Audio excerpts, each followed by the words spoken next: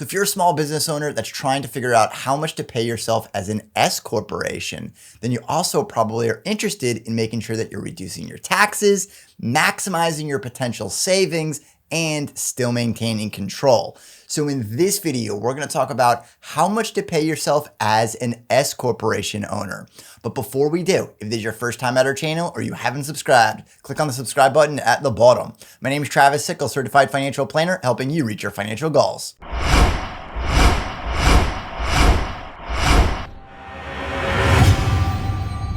So the first thing that you have to pay attention to when you're figuring out how much to pay yourself as an S corporation owner is the reasonable salary. Now, according to the IRS, you have to pay yourself a reasonable amount of compensation. So what is a reasonable amount of compensation? Well, there is no exact definition, but if you go to your industry, you want to figure out what somebody in your industry is paying themselves. But paying yourself the minimum possible, while it would help with payroll taxes, might hurt you in some other areas. But to understand everything, we have to start at the beginning with payroll taxes and how they work. So this breaks down to the employer and the employee side. And that's going to break down to Social Security, we'll put as SS, and it's 6.2% for the employer, and then additional 6.2% for the employee. And on the Medicare side, we'll put it for M, and we'll put 1.45%, and that is an additional 1.45% for the employee. So this equals 12.4% for Social Security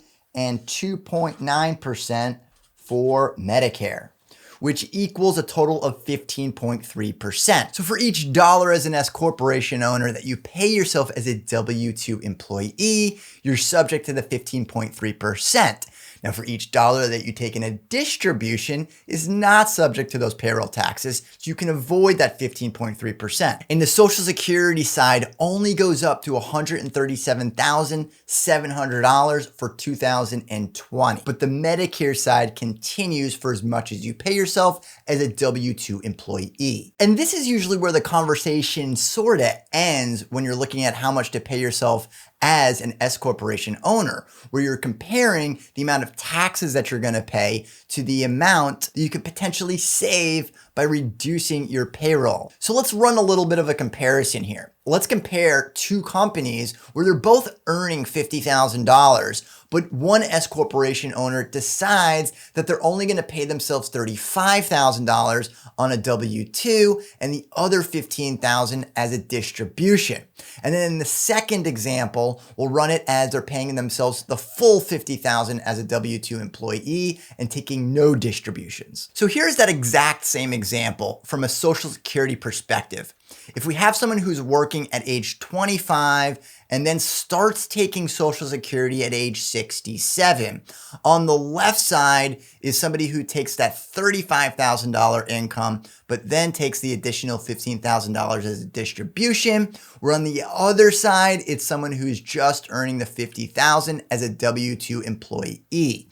Now that is the only portions that's going to build up Social Security. So that is what we're looking at right here, the distributions of Social Security. So at age 67, that is full retirement age for Social Security. So on the left, you can see that it starts at $16,082, and on the right side, it's $20,416. Now, the reason that it's lower in that first year is because this individual's birth date is in September. So that first year, they're only getting 4 months worth of Social Security. But you can see in year 2 that it jumps up significantly, and then you can see that it slowly increases by 2.4% because that is what inflation is right now for Social Security. Now, I compared the two income earners. Now, they're both earning the same amount of money, but the $35,000 earner is only calculating their Social Security based on $35,000 per year, where they're taking the $15,000 as a distribution. And on the other side, it's that full $50,000 as a W-2. So let's go ahead and add all the numbers up for Social Security and we can look at the differences. So we have $50,000 earnings on both sides, $50,000 for both S corporation earners.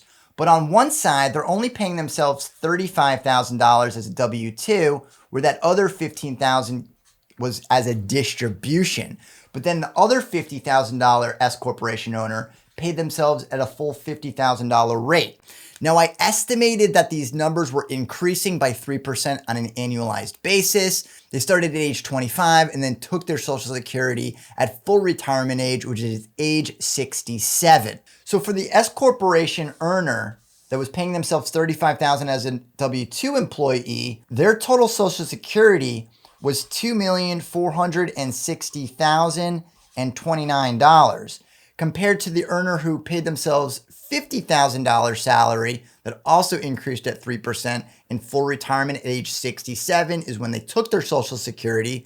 That works out to $3,123,000. And that's a difference of over $662,000 that they would get from Social Security. Now, in both examples, they earned the same amount of money. It's just a matter of how they're distributing it between Social Security or the payroll and distributions. Now, it doesn't mean that you should pay yourself the maximum amount as a W-2 employee just because you want to maximize your Social Security, but it is something that you should think about before you try and pay yourself as little as possible. Number 2 on the list is looking at the recent PPP program, or the Paycheck Protection Program.